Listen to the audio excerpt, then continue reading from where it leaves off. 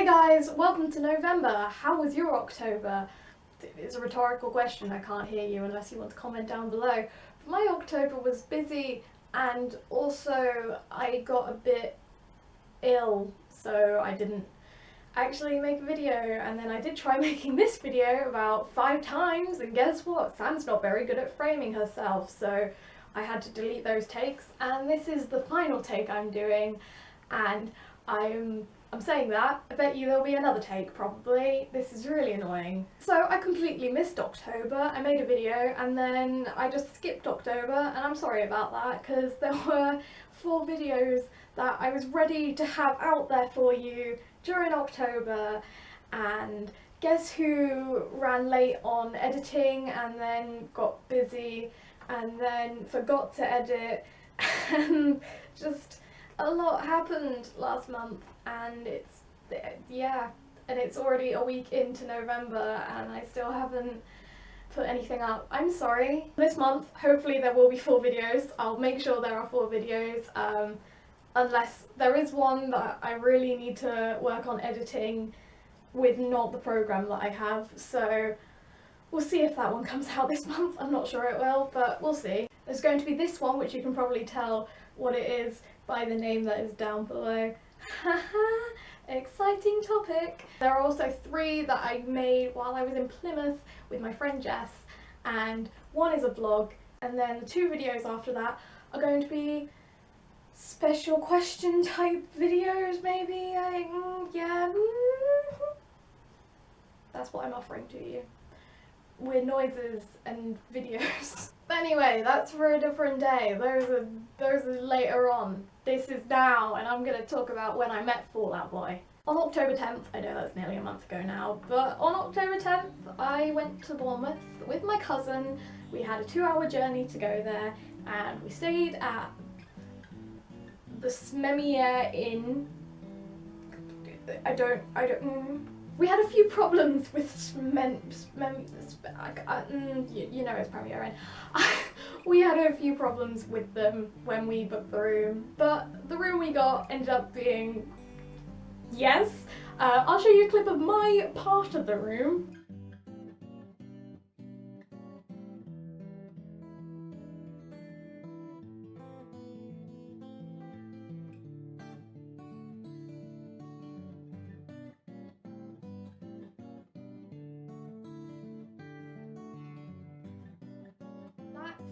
My part of the room. There was also a bathroom and a double bedroom in our room.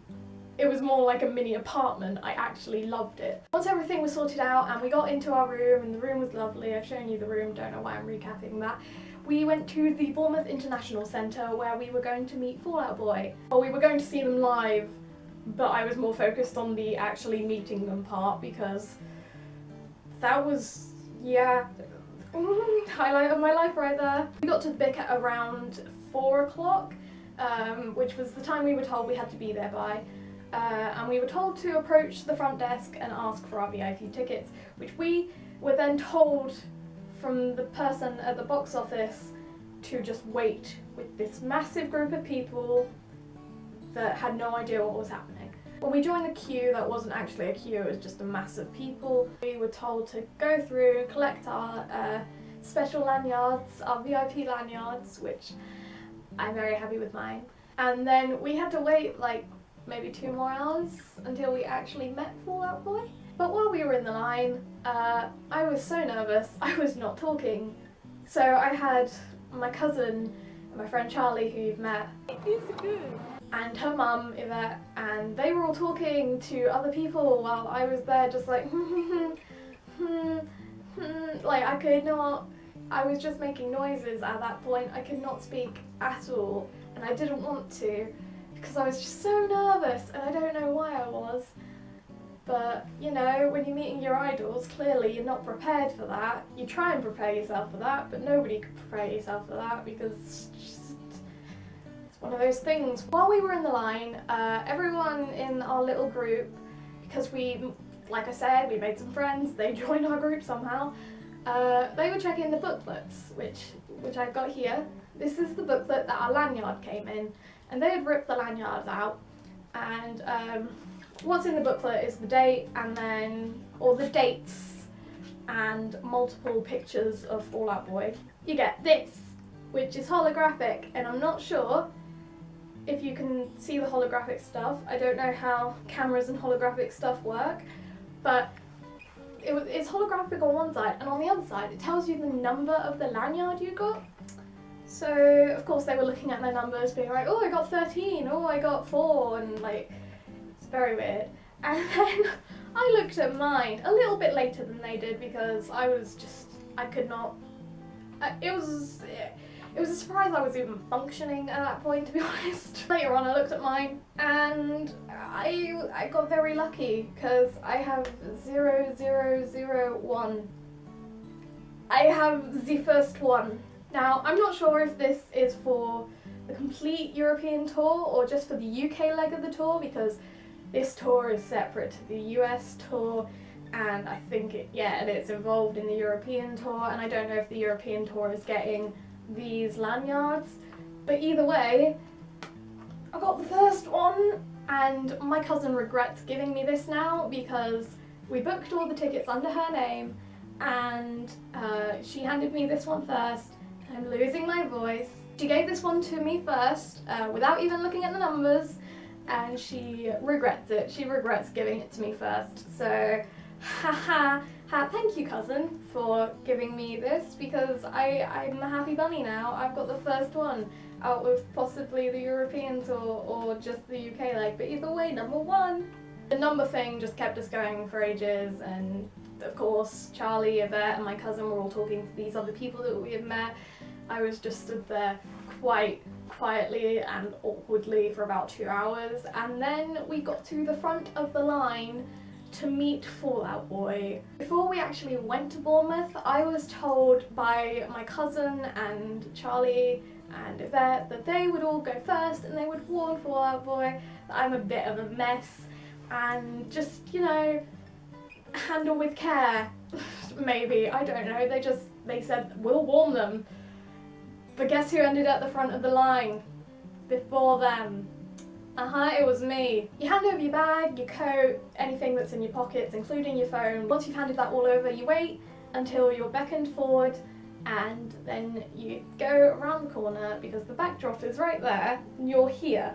So the backdrop's there, you're here, and you go around and you see them. And I couldn't look them in the eye. I was just chest level, mainly because I'm smaller than them, which came as a bit of a surprise because apparently everyone who was walking out with it was pointing at me and going, they're about her size. Thanks, people. Don't know if that's a compliment or not.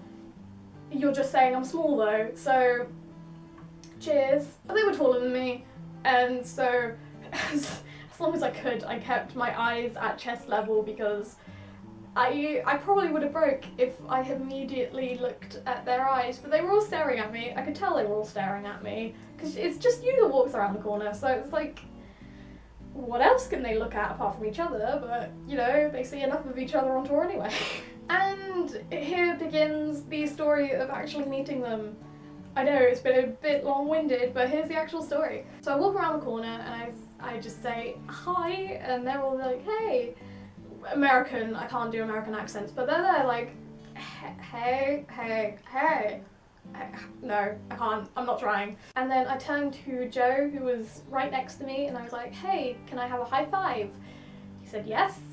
So I gave him a high five because Joe is recovering from back surgery, and although the back surgery was a little while ago now, and that he was recovering from it last tour, it's still not okay to hug him. So hand hugs are fine. Charlie did a hand hug with him, but I went for the high five. So I high fived Joe, and then Patrick immediately grabs me and pulls me into a hug, like without any warning, and I'm like, okay, cool, thank you. I don't actually say any of that as inner monologue. You'll find that I'll do a lot of my inner monologue stuff just because I didn't say much, but I'm surprised I actually said anything at all to them, so inner monologue will have to do for you guys. After Patrick hugged me, I turned to Pete and I said, can I have a hug?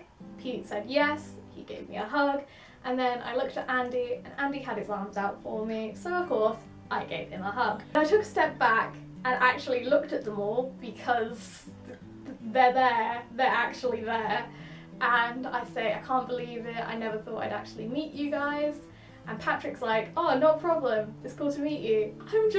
I'm literally, my inner monologue is just a mess, but outside I'm quite, yeah, cool. And I don't know how I managed it, to be honest. Then Pete and Patrick parted so that I could be in the middle for the photo op, and I kind of knew what I was going for with it. You can either just choose to stand there and be normal, like, smile, click, bye. But you can also choose to do something with your picture.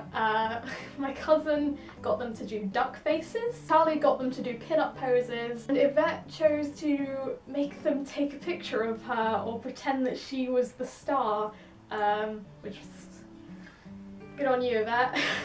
I said, just be childish. Just be children. And then I looked at Patrick and I was like, can I borrow your hat? He said yes, of course, and he took it off, he put it on me, and then Patrick looked at me and went, wait, what? So I said, just be childish, you know, childlike, be a child. He said, okay, cool. So my mind, for some reason, decided to go like that. I don't know what makes it childish, I don't know why that's childish, but that's what my brain told me to do. So I did that, while they did some perfect poses. Do you want to see the picture? Okay, here you go. Cool. I'm not showing you more than that because you can pause and play and whatever. So good luck catching that one. To be fair, it is right there, so you can probably see half of it. But you know, just making you do some work.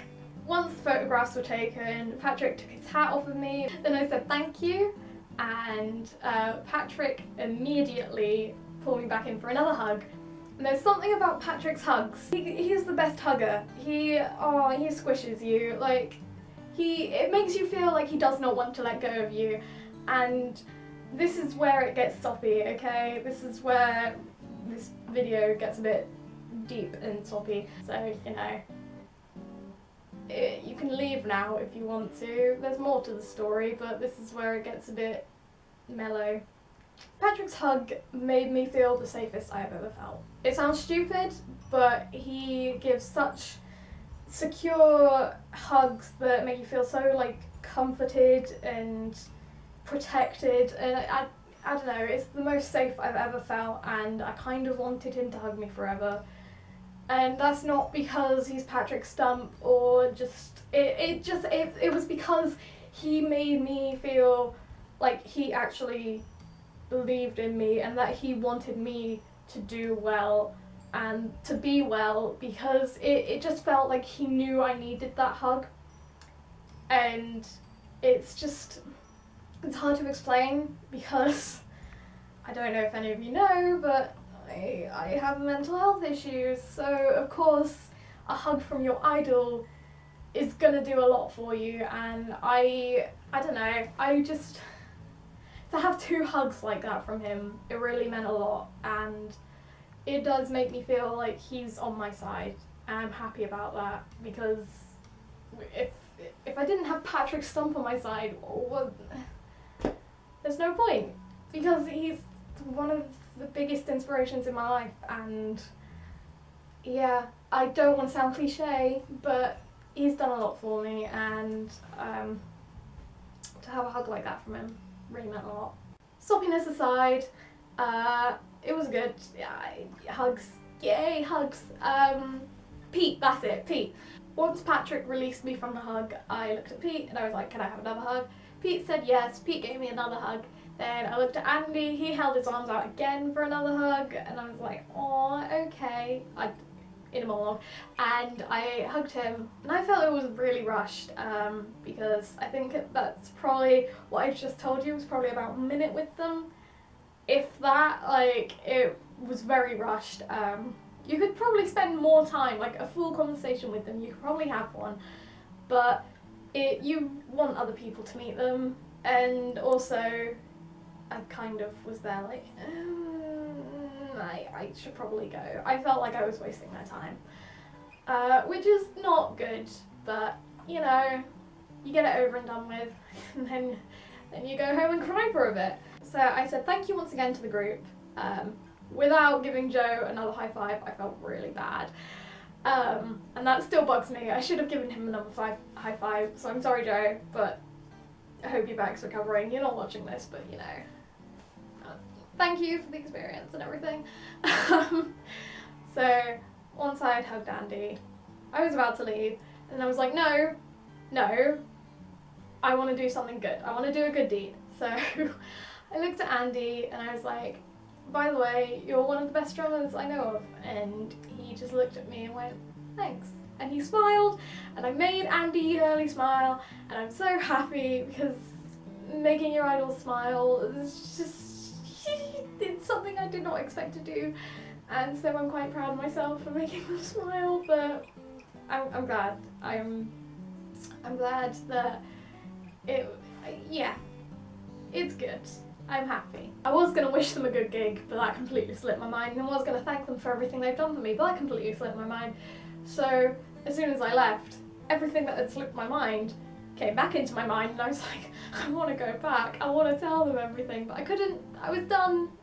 Sayonara, Fallout Boy. Just as my cousin was going in, I burst into tears.